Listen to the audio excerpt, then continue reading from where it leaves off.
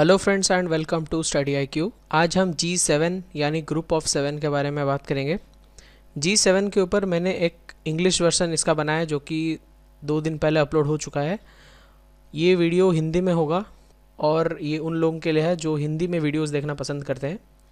हम लोग कई दफ़ा ऐसे सुनते हैं कि G7, G20, G8, G4 ऐसे बहुत सारे ग्रुप्स होते हैं कंट्रीज़ के, लेकिन हमारे मन में भले ही कोई डाउट्स होता है लेकिन हम बहुत सारे कैंडिडेट्स उसके ऊपर रिसर्च करने से कतराते हैं या फिर उनको सही तरह से सोर्स नहीं मिलता कि कहाँ से वो जाने।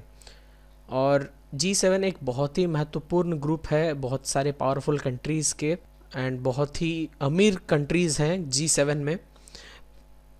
ये अभी G7 है लेकिन इसके पहले इसको G8 बोला जाता था, लेकिन अभी रशिया को G8 से निकाल दिए हैं तो अभी इसका नाम G7 हो गया है।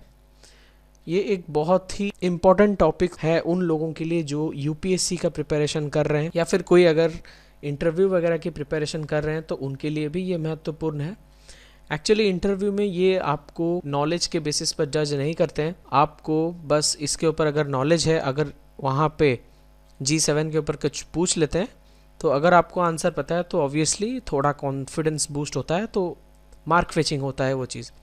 तो इसलिए स्टडी IQ ने ये वीडियो लाने की सोची है। और नमस्कार, मैं रोहित हूँ, मैं डॉक्टर गौरव का एक स्टूडेंट हूँ और मैं आज आपको G7 के बारे में कुछ बताने वाला हूँ। अगर आपको स्टडी IQ के वीडियोस पसंद है तो सब्सक्राइब करें to the channel for regular updates. और आप जो भी एग्ज़ाम्स के लिए प्रिपरेशन कर रहे हैं आप बिल्कुल ही अपडेटेड रहेंगे। तो शुरू करते हैं आज का टॉपिक। G7 को पढ़ने से पहले कुछ फैक्ट्स देख लेते हैं जो कि MCQ बेस्ड क्वेश्चंस के लिए बहुत महत्वपूर्ण है। G7 में Canada, France, Germany, Italy, Japan, USA and European union जैसे कंट्रीज़ हैं। मैंने पहले भी बोला था ये G7 है, इससे पहले इसका नाम G8 था, लेकिन रशिया को ये ग्रुप से निकाल दिया गया है क्योंकि उसने क्रीमियन पेनिनसुला पे जो इन्वेजन हुआ था 2014 में, उसी को रिटेलिएट करने के लिए उसको ये ग्रुप से निकाल दिया गया है। और एक बात यहाँ पे आप देख सकते हैं, टोटल 8 रीजन्स का मैंने नाम लिखा है, 7 कंट्रीज एंड यूरोपियन यूनियन, तो टोटल बनते हैं 8। लेकिन यूरोपियन यूनियन एक नॉन न्यूमरेटेड मेंबर है, यानी ये भले ही 1981 से G7 का एक एक्टिव मेंबर रहा है लेकिन इसको नंबर में काउंट नहीं करते क्योंकि यूरोपियन यूनियन एक कंट्री नहीं है, उसके अंडर में बहुत सारे कंट्रीज हैं, तो इसलिए इसको G7 बोला जाता है। और ये G7 जो कंट्रीज़ हैं ये लगभग 50% ऑफ द वर्ल्ड GDP को रिप्रेजेंट करते हैं। और अगर कोई कंट्री को G7 में मेंबरशिप चाहिए तो उनको हाई नेट नेशनल वेल्थ की दरकार होगी और उनकी जो सिटीजन्स हैं उनकी जो ह्यूमन डेवलपमेंट इंडेक्स है वो भी बहुत ही हाई होनी चाहिए। सीधे शब्दों में आपको बहुत ही डेवलप्ड कंट्री होना है अगर आप G7 ग्रुपिंग में एक मेंबर बनना चाहते हैं। तो ये G7 ग्रुप एनुअल मीटिंग्स करता है जिसकी प्रेसिडेंसी रोटेशन बेसिस में घूमते रहता है। और 2016 का जो G7 समिट हुआ था जापान में, और जगह का नाम था ईशेशिमा, ये आप याद रखिएगा। और अभी इस साल यानी 2017 में जो G7 समिट होने वाला है वो होगा इटली में, तो कंफ्यूज मत होना, लास्ट ईयर हुआ था ईशेशिमा में और इस साल होगा इटली में। थोड़ी हिस्ट्री देख लेते हैं कि G7 अस्तित्व में कैसे आया।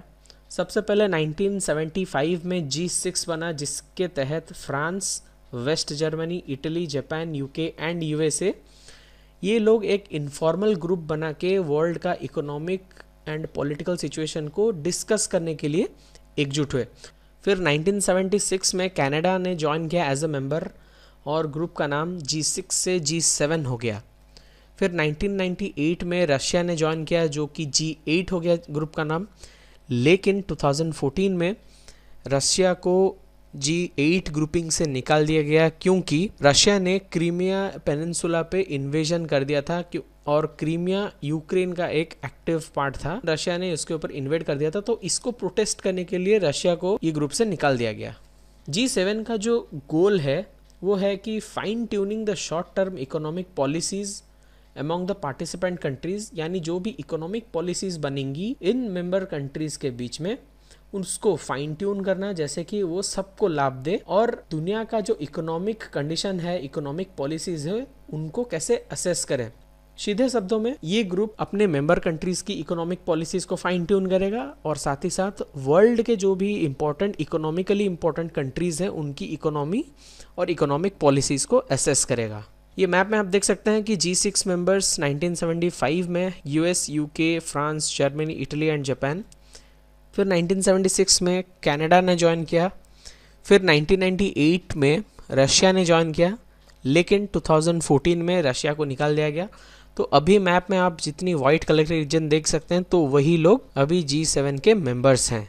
अभी तक तो बहुत ही रोजी पिक्चर चल रहा है कि G7 बहुत ही पॉजिटिव ग्रुप है, लेकिन G7 के भी कुछ क्रिटिसिजम्स हैं। क्रिटिक्स का ये मानना है कि G7 ग्रुप एक बहुत ही पावरफुल ग्रुपिंग है जो कि एक बहुत ही ज़्यादा डेवलप्ड नेशंस का एक गुट है, लेकिन अभी तक ये G7 ग्रुप कोई भी टेंजिबल सॉल्यूशंस अभी तक हासिल नहीं किया है। यहाँ पे जो भी काम होते हैं वो बस कमिटमेंट्स में ही रुक जाते हैं, कोई भी अभी तक विजिबल सॉल्यूशन नहीं मिला है।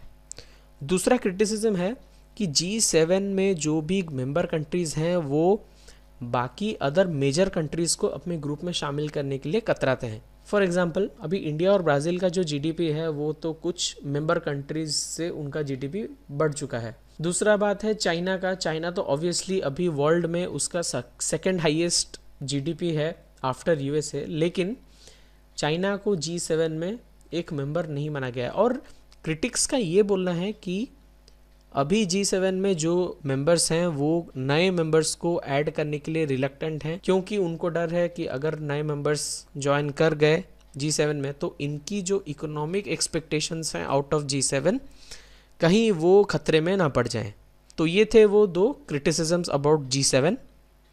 अभी ऐसा नहीं कि भारत ऐसे चुप बैठा है या फिर भारत कोई भी ग्रुप्स का मेंबर नहीं है। भारत भी एक्टिव है दो ऐसे ग्रुप्स में, एक रीजनल ग्रुपिंग है और एक इंटरनेशनल लेवल का ग्रुपिंग है। रीजनल लेवल का जो ग्रुप है वो है बिम्स्टेक यानी Bay of Bengal initiative for multi sectoral technical and economic cooperation, जिसके तहत भारत को फ्री ट्रेड एग्रीमेंट्स का जो फ़ायदा है वो मिल रहा है साउथ ईस्ट एशियन नेशंस के साथ, जिसके साथ वो एक पॉजिटिव ट्रेड बैलेंस बनाए हुए हैं। पॉजिटिव ट्रेड बैलेंस मतलब हम जितना एक्सपोर्ट करते हैं उससे कम इंपोर्ट करते हैं, यानी हम ज़्यादा एक्सपोर्ट करते हैं और कम इंपोर्ट करते हैं, यानी हमारा जो अकाउंट है वो पॉजिटिव में रहता है। दूसरा है ब्रिक्स। ब्रिक्स तो आप सबको पता ही होगा, इस साल गोवा में हुआ था और ब्रिक्स नेशंस ने एक बैंक बनाया है जिसको बोलते हैं न्यू डेवलपमेंट बैंक यानी NDB, जो कि शंघाई में है। इसका बेसिकली टारगेट यह है कि यूएसए का जो हेजीमनी है IMF के अंडर उसको कैसे काउंटर किया जाए। ब्रिक्स के जो मेंबर्स हैं वो भले ही जीडीपी में उन ज़्यादा हैं, लेकिन उनका जो वोटिंग राइट है IMF में वो बस 11% का है। तो ये बस एक रिटेलिएटरी स्टेप है अगेंस्ट IMF। दूसरा है कि जितने भी क्रेडिट रेटिंग एजेंसीज हैं वो बहुत ही बायस्ड रहते हैं टुवर्ड्स डेवलप्ड नेशंस, और डेवलपिंग नेशंस का जो रेटिंग है वो बहुत ही पार्शियल हो जाते हैं और उनको उस तरह से रिस्पॉन्स नहीं मिलता। तो इसी के लिए ही क्रेडिट रेटिंग एजेंसी भी ब्रिक्स नेशंस एक दूसरा बनाने की सोचे। तो ये ब्रिक्स और बिम्स्टेक के बारे में डिस्कस करके मैं ये बताना चाहता हूँ कि तो इंडिया भी ऐसे चुप नहीं बैठा है, इंडिया भी ऐसे ग्रुप्स में मेंबर है। और ये नहीं लगना चाहिए कि अगर इंडिया ग्रुप 7 में मेंबर नहीं है तो इंडिया को कोई लॉस हो रहा है। ऑब्वियसली अगर ग्रुप ऑफ 7 में इंडिया मेंबर होगा तो ऑब्वियसली कुछ इकोनॉमिकली बेनिफिट्स होंगी, इंडिया का वर्ल्ड पॉलिटिक्स में ज्यादा से बनेगा। लेकिन अभी फिलहाल इंडिया G7 का मेंबर नहीं है और मेंबर नहीं होने से इंडिया को कोई लॉस भी नहीं हो रहा है, क्योंकि ये बहुत सारे दूसरे ग्रुपिंग्स में भी मेंबर है और एक्टिव मेंबर है।